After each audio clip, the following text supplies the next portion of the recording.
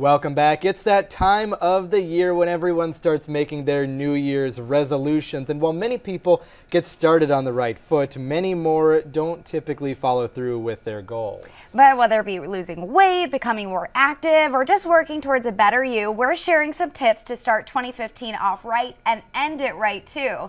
Joining us this morning for another edition of Fit Friday are Annie and Chris Mello from CPM Fitness in Sioux Falls. Welcome back, guys. Thanks for having us. Thank you for coming in this morning. Appreciate it. We're here. It's the time of year. New Year's has just happened. The ball has dropped, and people don't want to drop the ball on their goals either. Very true. They say that 8% of Americans don't complete their only 8% of Americans don't follow through. Don't follow through on and you their said goals. that usually happens within the first 2 weeks. Yep. So what are some ways that you actually can stay on track throughout the whole entire year?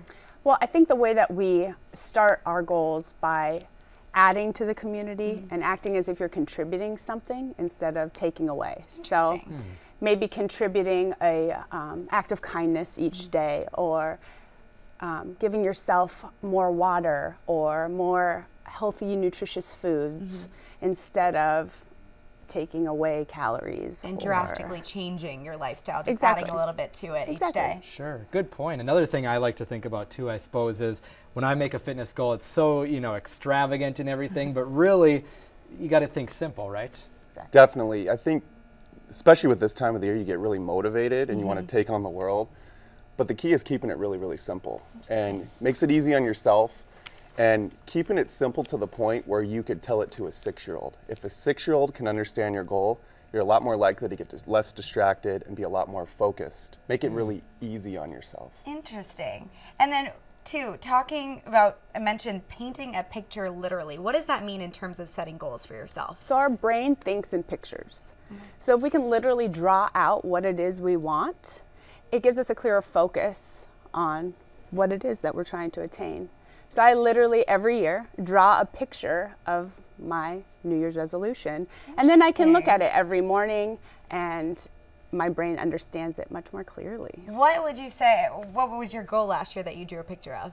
I wanted to have another gym. Okay. Yeah. And that has happened. Awesome. That has happened. Yeah, So they do come true. Congratulations to you guys. See, it works. So proven. Painting a picture. Now we have another interesting one too. We do, yeah. The headline caught my attention right away. Think of your goals as life or death. Gosh, what do you mean by that? That's a little drastic. It's drastic, and it's drastic for a reason. I heard this metaphor from a public speaker a couple years ago, and the point is, if your kid was in a burning car, you would do whatever it took to save your child. Very true. He was using the point of creating urgency with your goals. I think everybody has a lot more in the tank mentally than they think they do. So it's a level of urgency that you can create within yourself. You can accomplish a lot more than you ever thought you really could.